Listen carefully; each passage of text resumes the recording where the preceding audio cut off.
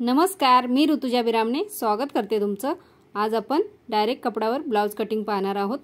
इथे मी 4 पदरी अस्तर घेतलेला आहे। स्लीव्ज पहिले कटिंग करणार आहे। 10 इंचाची घडी घेतलेली आहे। 10 इंचाचे स्लीव्ज तयार करायचे आहेत। त्याच्यासाठी उंची मी 11 इंच घेतलेली आहे। 1 इंच एक्स्ट्रा दोन्हीकडे मार्क करून घेतलेला आहे। मुंड्यासाठी 3.5 इंचावर मार्क केलेला आहे। आता या लाईन मारून घेते आणि हे मुंड्याच्या तिथे 1.5 इंच आतमध्ये घेतलेला आहे आणि वरती पूर्ण उंची घेतलेली आहे तिथे 1.5 इंच मार्क केलेला आहे। दोन्ही पॉइंट जॉईन करून घेतलेले आहेत।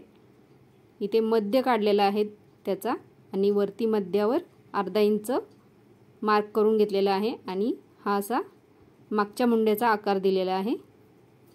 आता तिथूनच थोडासा आतमध्ये पाव इंच असा आतल्या मुंड्याचा आकार दिलेला आहे।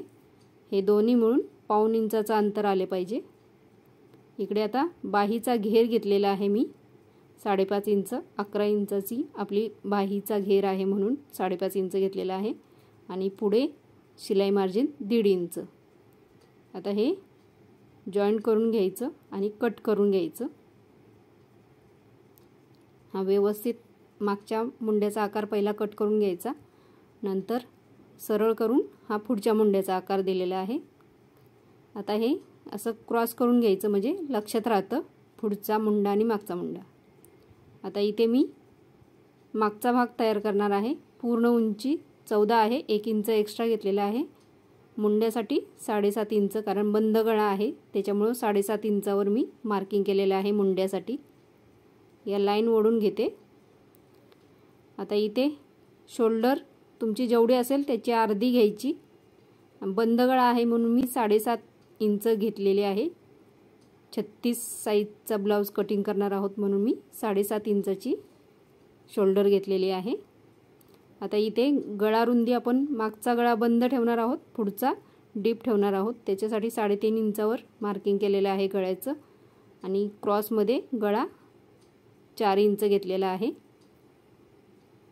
इथे हा चौकोन तयार करून घेते गळ्यासाठी आणि आकार देऊन घेते गोल।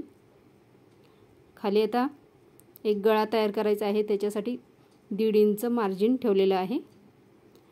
खाली पण आपण आकार देणार आहोत वेगळा, त्याच्यासाठी 2 इंचावर मार्किंग करून मी असं 4 इंचापर्यंत क्रॉसमध्ये आकार दिलेला आहे। आता ह्याचा मध्य काढायचा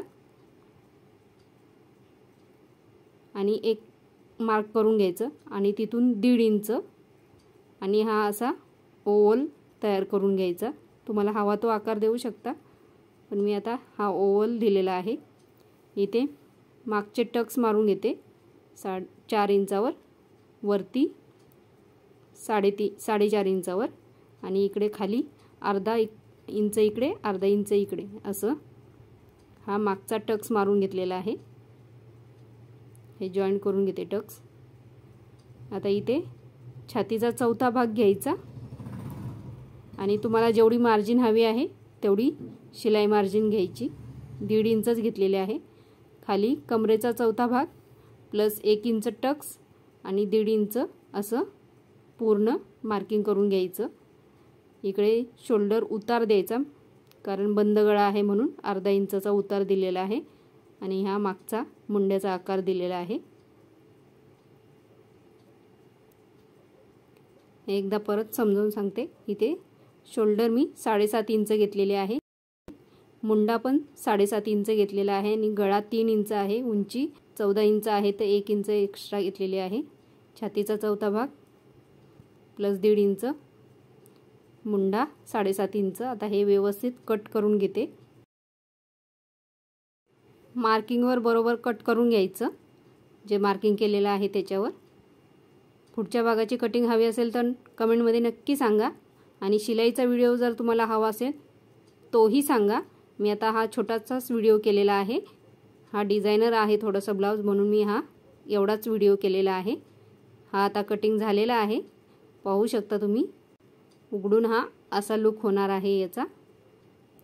शिलाईचा व्हिडिओ तुम्हाला हवा असेल तर कमेंटमध्ये नक्की सांगा।